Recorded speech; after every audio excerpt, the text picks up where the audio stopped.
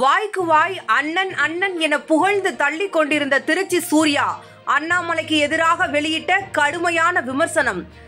இதுவரைக்கும் அண்ணாமலைய அண்ணன் அண்ணன் தான் கூப்பிட்டு இருந்த, இனி இந்த தம்பியோட மறு உருவத்தை பார்ப்பார் என அண்ணாமலை படப்பாணியில் சூர்யா ஆவேசம். பாஜகவின் இதர பிற்படுத்தப்பட்டோர் அணியின் மாநில பொதுச் செயலாளராக இருந்தார் திருச்சி சூர்யா. திமுக மூத்த எம்பி திருச்சி சிவாவின் மகனான சூர்யா திமுகவை கடுமையாக விமர்சித்து பேசி வந்த நிலையில் பின்னர் பாஜகவில் இணைந்தார். அண்ணாமலை ஆதரவாளராக செயல்பட்டு வந்த அவர் கட்சிக்குள்ளேயே பலரை விமர்சித்து அடிக்கடி சர்ச்சைகளில் சிக்கி வந்தார். இந்நிலையில் அண்மையில் கட்சியில் இருந்து நீக்கப்பட்டார். அண்ணாமலைக்கு ஆதரவான கருத்துக்களையே திருச்சி சூர்யா சமூக வலைதளங்களில் தொடர்ந்து பதிவு செய்து வந்தார். நாடாளுமன்ற தேர்தல் முடிவுகளுக்கு பிறகு திருச்சி சூர்யா அண்ணாமலைக்கு சப்போர்ட்டாக பாஜக முன்னாள் தலைவரும் மாநில ஆளுநராக இருந்தவருமான தமிழிசையை கடுமையாக விமர்சித்திருந்து பதிவு செய்திருந்தார். இதன் காரணமாக கட்சியை விட்டு நீக்கப்பட்டார். தற்போது அவர் பாஜக தலைவர்களை சரமாரியாக தாக்கி கருத்துக்களை பதிவிட்டு வருகிறார்.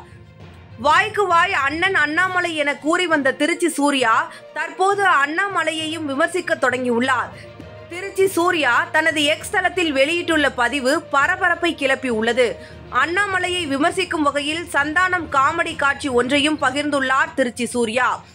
திருச்சி சூர்யா வெளியிட்டுள்ள பதிவில், உண்மையான தொண்டனை அடையாளம் காண முடியாதவர் உண்மையான தலைவனாக இருக்க முடியாது. கட்சியில் மீண்டும் சேர்க்க வேண்டும் என்று கெஞ்சுவதற்காக இந்த பதிவுகள் இல்லை. நீங்கள் என்ன என்னை வேண்டாம் என்று சொல்வது? நான் கூறுகிறேன், எனக்கு பாஜக வேண்டவே வேண்டாம் என கூறியுள்ளார். என் மேல் நடவடிக்கை எடுக்க நிர்பந்தித்த உத்தமர்களின் யோக்கியத்தையும் தமிழ்நாட்டில் பாஜக வளராமல் பார்த்து கொள்ள கங்கணம் கட்டி கொண்டு வேலை பார்ப்பவர்களையும் அம்பலப்படுத்துவதே தற்போதைய மிஷன். என் மேல் நடவடிக்கை எடுத்த வீராதி வீரர்களுக்கு பாஜகவுக்கு குழி தோண்டுபவர்கள் மீது நடவடிக்கை எடுக்க துணிச்சல் ஏன் வரவில்லை? அண்ணாமலை இவ்வளவு நாள் தம்பியாக பார்த்தார், இனி இந்த தம்பியின் மறுபக்கத்தை பார்ப்பார். உடன் இருப்பவரின் பலம் எதிர்த்து அடிக்கும் போதுதான் தெரியும்.